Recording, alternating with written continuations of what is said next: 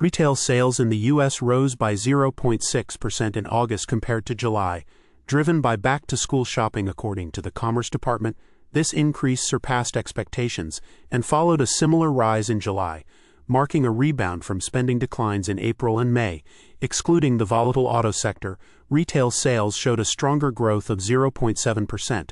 Notable gains were seen in online retail, clothing, and electronics, suggesting robust consumer spending despite the economic headwinds posed by tariffs. Bankrate's Ted Rossman highlighted the resilience of consumer spending, emphasizing the role of back-to-school shopping in boosting sales figures. However, the positive retail numbers come amid rising inflation and a cooling job market, placing the Federal Reserve in a challenging position as it considers interest rate adjustments. Inflation increased by 2.9% year-over-year in August, surpassing the Fed's 2% target, with core inflation steady at 3.1%. Concurrently, the unemployment rate edged up to 4.3%, the highest since 2021, as job growth slowed significantly. These dynamics have prompted major retailers like Walmart and Macy's to cautiously manage price increases, absorbing some costs to mitigate the impact on consumers. As tariffs continue to influence supply chains, companies are bracing for future cost escalations, which could eventually affect consumer prices and spending behavior. United Gulf Financial Services, UGFS North Africa, has partnered with the Hashgraph Association and Exponential Science Foundation to enhance the Hedera Africa Hackathon 2025, injecting an additional $1 million into the prize pool. This collaboration aims to drive innovation across Africa by supporting developers in building decentralized applications on the Hedera network, a highly energy-efficient distributed ledger technology, DLT. The Hackathon, which is the largest Web3 event in Africa, seeks to attract over 10,000 participants from more than 15 countries, fostering technological solutions in sectors like finance, healthcare, and agriculture. The initiative underscores UGFS North Africa's strategic focus on nurturing innovation across the continent, with the hackathon serving as a platform for showcasing talent in AI, green tech, and biotech. The partnership with the Hashgraph Association and Exponential Science Foundation highlights a shared commitment to digitizing the African economy through collaborative efforts. The increased prize pool, now totaling $2 million, is expected to draw more developers and projects, furthering the adoption of Web3 technologies and potentially transforming key industries in Africa. Snapdeal, operated by Ace Vector, is strategically focusing on its fashion and lifestyle segments to bolster its standing in the competitive e-commerce sector, especially as it prepares for an initial public offering, IPO. The company has reported a tripling growth in these categories, with fashion now driving a significant portion of its business. This strategy is crucial as Snapdeal awaits approval from the Securities and Exchange Board of India (SEBI) to list publicly, a move that hinges on its performance during the festive season, a critical period for consumer spending. The IPO, expected to raise 500 crore rupees, will be influenced by Snapdeal's ability to capture market share in small-town India, where value retail is thriving. Despite its efforts, Snapdeal faces stiff competition from market leaders like Flipkart, Meesho, and Amazon, which dominate the same geographical areas. While Snapdeal targets value-conscious consumers outside metropolitan regions, its market position remains challenged by the rapid growth of competitors. The Indian e-commerce market, projected to reach $325 billion by 2030, offers significant opportunities. But Snapdeal's path to growth requires differentiation and innovation. The company's decision to avoid entering the quick commerce space, opting instead to enhance delivery speeds within its existing model, underscores its strategy to focus on core competencies while navigating a crowded and fragmented market.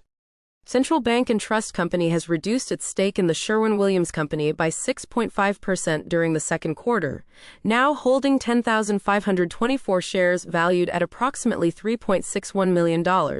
This adjustment is part of a broader trend of institutional investors modifying their positions in Sherwin-Williams, with companies like Moores & Cabot Inc. and Kingswood Wealth Advisors LLC also making changes.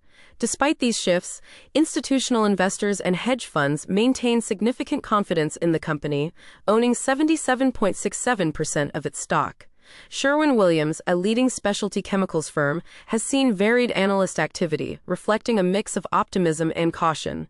Citigroup and Loop Capital have adjusted their price targets to $375, while Mizuho set theirs at $385, and Evercore ISI increased it to $400, indicating a range of neutral to moderately optimistic outlooks. Bank of America upgraded the stock from underperform to neutral, setting a price target of $375. The company's recent earnings report revealed a slight revenue increase of 0.6% year-over-year, though earnings per share of $3.38 fell short of the consensus estimate of $3.76. Sherwin-Williams maintains a robust market presence with a market cap of $89.13 billion, a P/E ratio of 35.46, a strong return on equity of 66.91%, and a net margin of 11.03%, indicating its operational efficiency. The company's forward guidance for FY 2025 is set at 11.200 to 11.500 EPS, suggesting cautious optimism for future performance. Lockheed Martin Corporation, NYSE, LMT, has experienced a notable increase in institutional investment, highlighted by the Czech National Bank's 5.9% expansion of its holdings in the second quarter, now valued at $23.61 million for 50,970 shares. This is part of a broader trend of increased stakes by institutional investors, such as True North Capital Management, EQ Wealth Advisors, Range Financial Group LLC, and IAM Advisory LLC, indicating strong confidence in the aerospace giant's long-term potential. Institutional investors now own 74.19% of Lockheed Martin's stock, despite recent analyst downgrades. Analyst firms like Truist Financial and Robert W. Baird have lowered their ratings from buy to hold and adjusted their price targets, influenced by Lockheed Martin's recent quarterly earnings. The company reported an earnings per share EPS of $7.29, surpassing the forecast of $6.57. Although revenue growth was minimal at 0.2% year-over-year, missing forecasts slightly with reported revenues of $18.16 billion. Lockheed Martin's stock opened at $473.34, with a market capitalization of $110.51 billion, and has a 12-month trading range between $410.11 and $618.95. Despite the fluctuations in analyst ratings, Lockheed Martin maintains a robust financial position with a dividend yield of 2.8% and a recent quarterly dividend of $3.30 per share, supported by a payout ratio of 74.32%. The company's strategic focus on its aeronautics, missiles and fire control, rotary and mission systems, and space segments continues to attract investor interest, reflecting confidence in its long-term growth prospects amidst evolving market dynamics. The consensus rating for the stock is hold, with a target price of $494. Reyes Financial Architecture Inc. has reduced its holdings in the J.P. Morgan Equity Premium Income ETF, JEPI, by 20.5% during the second quarter, as per its latest SEC Form 13F filing. The firm sold 3,314 shares, bringing its total to 12,867 shares, valued at approximately $731,000, making JEPI the 28th largest position in its portfolio. Despite this reduction, other major financial entities, including JP Morgan Chase & Company, Royal Bank of Canada, and Investnet Asset Management Inc., have increased their positions in JEPI during the first quarter, reflecting differing strategies among institutional investors regarding this ETF. JEPI, an actively managed fund based on the S&P 500 index, focuses on large-cap U.S. stocks and equity-linked notes, aiming to deliver returns comparable to the S&P 500 with reduced volatility and consistent monthly income. As of the latest trading session, JEPI's stock opened at $56.82, with a market capitalization of $41 billion. The ETF has experienced a price range between $49.94 and $60.88 over the past year. The fund's growth and appeal lie in its strategy of providing stable income while mitigating market volatility, making it an attractive option for investors seeking a balanced approach in turbulent markets. Silverberg Bernstein Capital Management LLC has increased its stake in Enterprise Products Partners LP, NYSE, EPD, an oil and gas production company, by 1.7% during the second quarter. This adjustment brings their total holdings to 58,480 shares valued at approximately $1.813 million, positioning Enterprise Products as the 23rd largest holding in their portfolio. This move is part of a broader trend where several hedge funds, including Strategic Advisors LLC and Per Sterling Capital Management LLC, have been adjusting their positions in Enterprise Products Partners, reflecting a continued interest in the company within the investment community. Enterprise Products Partners has recently experienced mixed analyst sentiments.